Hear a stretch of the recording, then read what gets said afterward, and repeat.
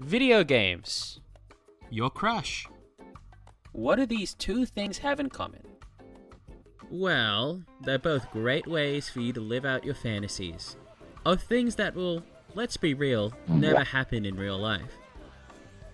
However, one great thing that video games can give you, which your crush never will, are moments where you actually feel like a cool badass. You know, someone who actually does impressive things. Video games are some of the best ways to trigger that specific dopamine hit. You know, the satisfaction that comes after you think you've pulled off something pretty cool. And games trigger this feeling in all sorts of ways. From the more cosmetic aspects like music and animations, to the more hands-on aspects like cool gameplay mechanics and QuickTime events. You'll find all of these things, and more, to various degrees when you play almost any game. Like when you're doing something impressive, like getting a new high score in Doodle Jump or whatever your favorite game is. But after many years on this earth pursuing the peaceful gamer lifestyle, I've noticed that games usually gear towards two distinct styles or methods that they employ to make players feel cool while they play. Number 1, tampon. Games that are very cinematic, yet linear. You know, the kinds of games where players are led through these amazing set pieces, you know, for the spectacle. Number 2, clam chowder con. Games that really let players cut loose. Where they are given the tools, but more importantly, the freedom to create and express their own special brand of badassery. So spectacle and player freedom, two game design philosophies so at odds that they're basically begging to duke it out in the ring to see which one ends up on top. But that's not what this video is about, because I already know the answer. And that's that neither of them ends up on top. Despite what certain groups of gamers will say, both of these types of games are effective and do have their own lists of pros and cons. So, I think it's worth having a closer look to see how both styles are able to embolden players to feel like the coolest versions of themselves, but in such different ways. And what better way to do this than through two great games that serve as perfect examples of each style in action. Starting with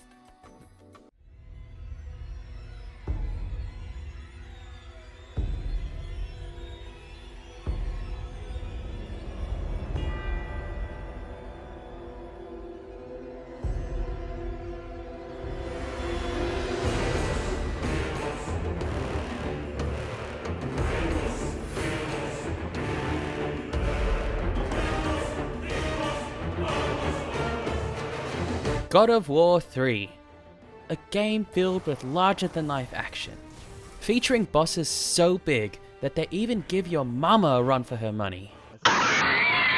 With brutal and bombastic action that covers the entire screen with the power of the elements.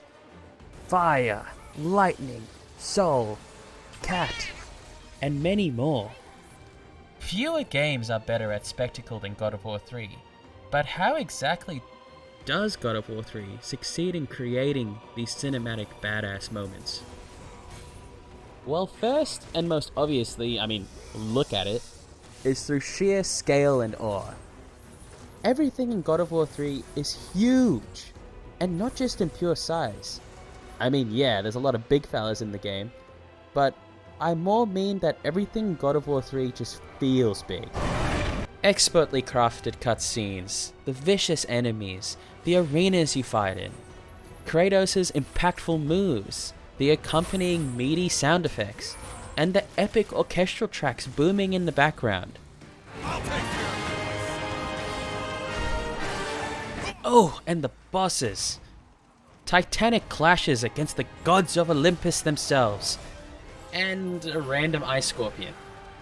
The action peaks, the music peaks, the scale of everything peaks. Like Kratos has practically traveled to a different country by the time he's finished with some of the bosses. That's how big the fights are in this game. Everything in God of War is just so damn monumental, and the ear and eye candy of it all helps so much to contribute to that godlike feeling that you get when you play. Now in this fusion dance of spectacle, if Vegeta is the scale and ore, then the Goku in this equation are the really good scripted elements. By the gods, what have I become? Whole sections of the game are carried by the excitement brought upon by superbly designed set pieces. New gameplay shakeups that make you feel badass in so many different ways. Be it the parkour challenge to catch Hermes in a burning down Greek city, the arena puzzles of Daedalus's Labyrinth, or the flying sections up and down the chain of balance. Even just a rideable enemy spawning in a regular fight gets you really hyped for a mythical rodeo. However, it has to be said that the real star of these scripted elements is, of course, the quick time events. Say what you will about the 10 gaming trends that need to die in 2077. Dick. But God of War's QTEs are truly goated, and do exactly what QTEs are best at. Being fun little MIDI games to either take out or damage enemies in the coolest way possible. I'll be real, I don't know if there's a better feeling than a God of War QTE. And do I even have to explain why? Just look at them. They're so iconic and satisfying. Ask any God of War fan the best thing about Minotaur enemies, and they'll say, probably, how good it feels to mash circle and stab them in the mouth. And don't even get me started on the bosses. For all the great mechanics these fights have, the QTEs are no doubt the best parts. A chain tug of war between Kratos and Hades? Making Hercules' face disappear with his own cestus? And gently poking Poseidon's eyes with the analog sticks? I nearly named this video God of War Kick Time Events Make Me Come. And if that doesn't show how godlike they feel, then I don't know what will. Hold on now. Let's slow down for a second and look at the first boss again. It satisfies all the criteria for some good ass spectacle. But between all that cool guy stuff, what am I actually doing? That's right, not much. 'Cause all I'm doing is spamming the same moves against unmoving targets in restrictive arenas. Like, yeah, there's some cool QTEs in between, but they're all pretty basic. And look, I'm not saying God of War 3's combat is bad. No, far from it. It's one of the best I've played. But what I am saying is when God of War prioritizes its spectacle, to make the player feel cool, the complexity in the gameplay takes a bit of a backseat. Now, these moments of spectacle are still great fun, but because of how simple they are, it's really easy for them to feel samey if you're planning on replaying the game. Only making them properly effective when experiencing it for the first time. Because of all of that, I like to think of this style of spectacle gaming as a roller coaster. A super exhilarating, super curated experience that gives you a high unlike any other, but because of the lack of deviation and the lack of control and say on the player's part, the more you get on it, the more you ride it, it gets more and more boring, and the novelty wears off. God of War 3 is a very, very good roller coaster, so it shows how truly amazing properly executed spectacles can be. So much so that replays can be almost as good as the first one. But still never quite as good. And even that is just enough to disappoint. Ooh, wait. Before we go on to the next section to talk about player freedom, I forgot to mention my favorite boss from God of War 3. The savagery coming from Kratos alone in the QTEs are next level. You have to check it out. Let's give him a little taste of the good shit!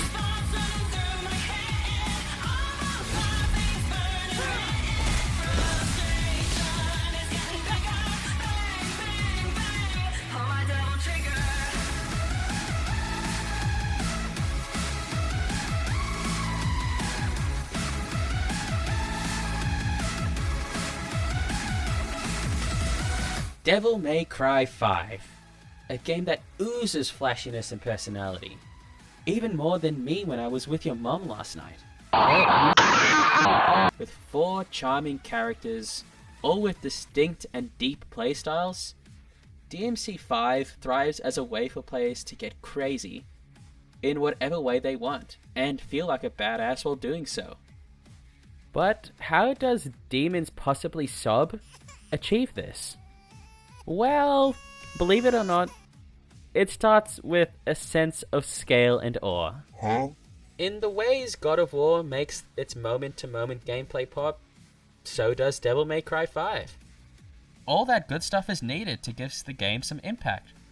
A playable techno, rock, gothic music video with hyper-stylized bosses and enemies who aren't larger than life like in God of War 3, but can still cut through space-time and give you the old nothing personal kid. It's past your bedtime. So great.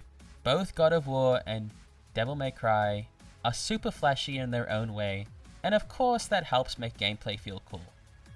But why isn't Devil May Cry an example of spectacle? Well, technically it is. At first. On a first playthrough, DMC5 is mostly a spectacle roller coaster, but only just a good one, and not a great one. Because it doesn't really have those elements that really heighten the spectacle. It's just simple arena, fight enemies, walk forward, repeat ad nauseum, with barely any fun gameplay shakeups. But hold up! Once you fire up the second playthrough on Sons of Sparta difficulty, or SOS, you have all the weapons and most of the upgrades at your disposal. Things that you didn't really have time to play with on your first playthrough, for various reasons. And at that point, as a player, you've gotten better and learned a bit more about how the game works. Each character just elevates and opens up. Nero's Devil Breakers, Devil Trigger, and Exceed system. V's familiar multitasking. Dante's style switching. 87 different weapons, give or take. Sin Devil Trigger. Virgil's concentration gauge, clones, judgment cuts, and his general ability to break the game. So many amazing and stylish mechanics, leading to endless combos and sick situations. And that's it right there. God of War takes you through epic yet guided scenarios. Again, all still amazing, but limiting, right? Oh, but DMC gives you the tools and the freedom to create uniquely epic moments. Moments that are entirely original, entirely your own as a player. But beyond the freedom and endless possibilities in gameplay, the game in general is designed to uplift players who are able to flex their own creativity and skill. This is most obviously seen in the style ratings. A grading system with the sole restriction being that abusing the same moves consecutively lowers the score. Encouraging players to really play around, which works wonders for making you feel sick because it's literally congratulating you for doing your own thing. Not to mention how the godlike battle tracks sync up with this style system. With the music ramping up as your style goes up, peaking with the chorus as you reach S rank.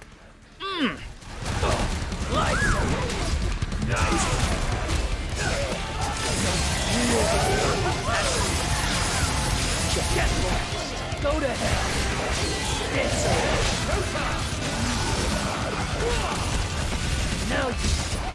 For me personally, I nearly named this video DMC Music Drops Make Me Gum. That's how euphoric they are.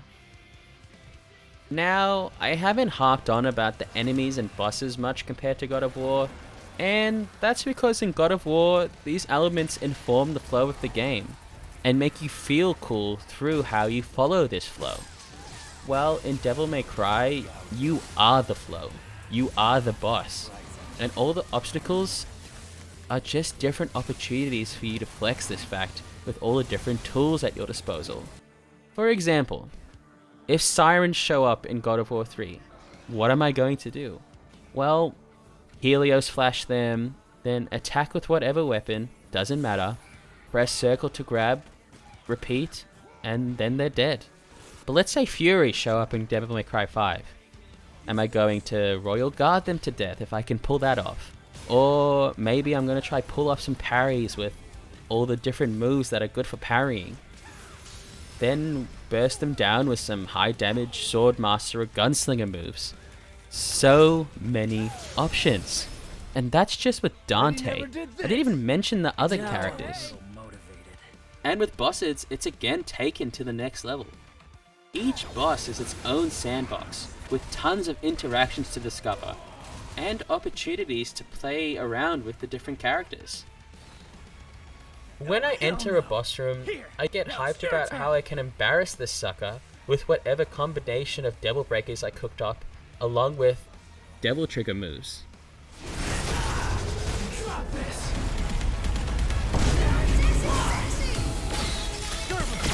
However, this is where the negatives start to rear their heads. This level of freedom and complexity is great, but it comes with quite a bit of intensity. The amount of time and effort it takes to learn everything in DMC5, even at a basic level, requires an acquired taste at a certain level of commitment.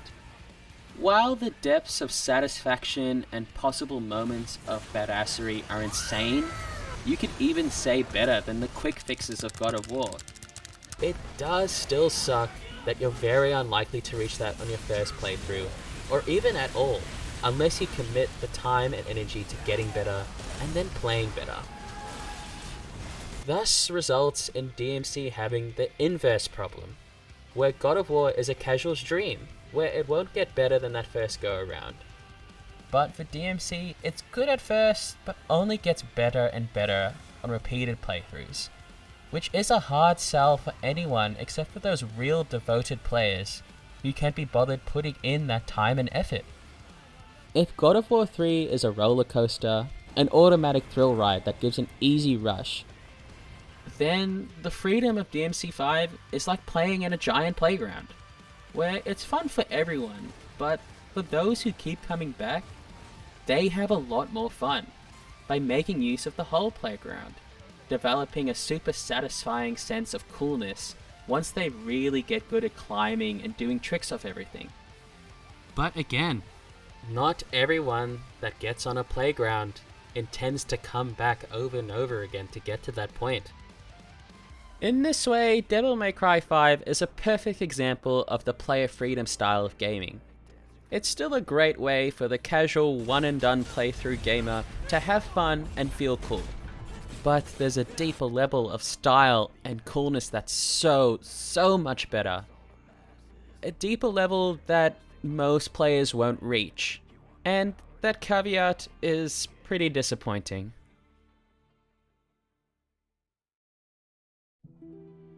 Spectacle and player freedom. As we've seen, they're both great ways for games to make you feel like a real top G. Sadly, it seems it usually ends up being a kind of pick your poison type situation. Do you want to let go of some agency to be a part of an epic action sequence? Or do you want the freedom to flex your own skills and style? If you're okay feeling like a nerf kid in a battlefield at first, while you're learning. I so wish there was a way for a game to capture the magic of both styles, But they're so contradictory, right? I don't think that's gonna happen. Oh well, what can you do? You can't have it all. That's just how the world works sometimes. Those are just the rules of nature.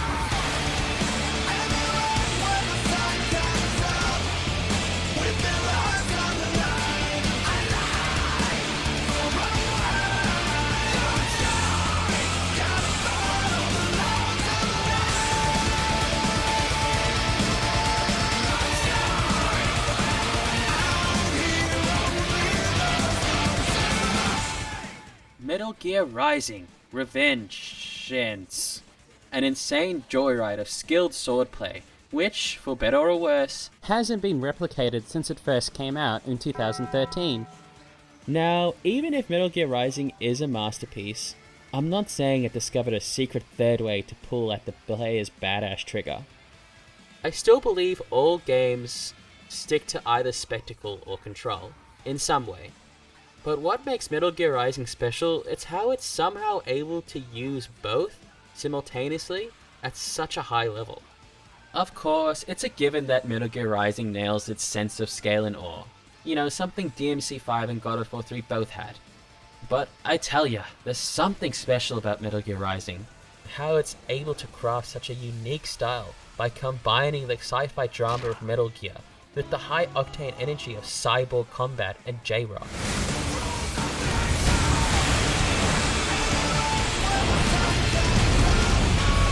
But I digress. I've already gone through spectacle and control, so let's just rapid fire the criteria from the previous sections to see how Metal Gear Rising stands. Exciting sequences and gameplay shakeups. Yes, sir. Yes, Amazingly insane scripted moments like QTEs. yes, sir. Yes, sir. Unique mechanics that adds depth and style to gameplay. Yes, sir. Yes, sir. Unique enemies, weapons, and different characters that add even more depth and style to gameplay. Yes, sir. So great! Metal Gear Rising has all these things. But that's not why it's the best of both worlds. It'd be easy enough to dump all this stuff in a single game. But what stops it from becoming a bloated, confusing, unfun mess is how Metal Gear Rising removes a lot of the fat from these elements. It looks at spectacle and player freedom, and really just takes on the fundamentals of what makes both work, to keep things straightforward. Let's take the spectacle of God of War's QTEs. I mean, they're super fun and pretty sick, but they're constantly thrown at you without much deviation. And half the time, it's the only way to beat some enemies, with the same animations over and over again. Animations which can be so damn long that they take away from the gameplay flow. Metal Gear Rising avoids a lot of these issues with its QTEs. They're still fully sick, but keeps them quick and snappy, while also using them sparingly, which is great because they end up feeling like rewards, you know, like after a hard-fought boss fight, or after you pulled off something sick in gameplay. Dare I say that this is something that Metal Gear Rising executes better than God of War's iconic, yes, but admittedly routine circle button prompts. But let's move on to the other side of the spectrum before the God of War fans grab their pitchforks, and talk about the freedom of DMC5's player toolkits. They're filled to the brim with all these amazing mechanics, weapons, and abilities that shake up the gameplay in so many crazy ways. But they're so filled to the brim that they're pretty complicated and take some getting used to, especially for new and casual players. I mean, the game even knows this. It's why it starts you with nothing and drip feeds you all these things throughout your first playthrough. But let's look at the player toolkit in Metal Gear Rising. It's not as deep as Devil May Cry's, granted, but it still leaves a ton of room for exploration and expression in the gameplay. Metal Gear Rising does this by keeping the core gameplay, the main blade moveset, the parry system, blade mode, static throughout the whole game. And I know what you're thinking, this makes it seem like the gameplay is very simple. Well, yes, but actually no. Everything in the gameplay for Metal Gear Rising is effective enough and easy enough to execute that it's really good for casual players to just do whatever they want and still have fun and feel cool as shit. But there's so much nuance there deeper down for those sweaty players to play around with. Different properties among moves like crowd control and chase down, all the things you can do with blade mode, or all the perfect parry timings with bosses and enemies.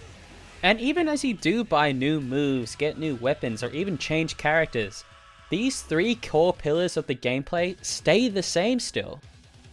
And hey, the fact that this level of depth and freedom in the gameplay is available from the moment you click start on your first playthrough for the most part, is something it does better than Devil May Cry 5. But hey, before the Devil May Cry fans start grabbing their torches, I just want to say, It's rewind time. because I want to take a moment to focus on that blade mode I mentioned before. What if I told you that it's the glue that holds the gameplay together, and is also the perfect example of Metal Gear Rising's fundamentalist approach to executing both player freedom and spectacle at the same time? Because, yes, that is what I'm telling you. I'm telling you that right now. Just by looking at it, I don't know how you can say it's not spectacular. Cyborg Ninja. Slowing down time to cut anything and everything to tiny little pieces? Pieces which are counted on the HUD? Like, come on. And I didn't think it was possible for QTEs to get even more sick and satisfying to do, but bam, there's blade mode just making everything better. Even the fact that you have the freedom to control the direction of your slashes is so sick. And speaking of the player's freedom, blade mode isn't just this cosmetic thing. It's woven into gameplay in so many cool ways.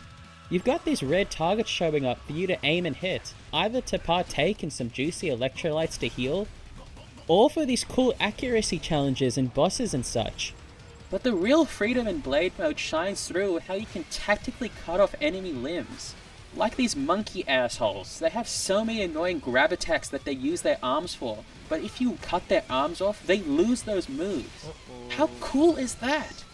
Like, blade mode carries so hard that I nearly named this video Blade Mode Makes Me Come! Now, I feel obliged to address the bosses like I did with God of War and DMC, but I'll keep it short and just say that they are some of the best boss fights I've ever played in gaming. And this is because they really hit that perfectly precise sweet spot between spectacle and player control, where both elements peak, but instead of clashing, the two heighten each other. In God of War, I said that the flow of combat is controlled by the game, and in Devil May Cry, the flow of combat is controlled by the player. While in Metal Gear Rising, the flow is controlled by both. And what you see happening in the bosses is the two flows smashing against each other, combining to become the perfect storm. I've already dived into all the systems at play that come together to create this perfect storm, so I won't continue to talk your ear off, and I'll rather play out this section of the video with a montage of the perfect storm in action.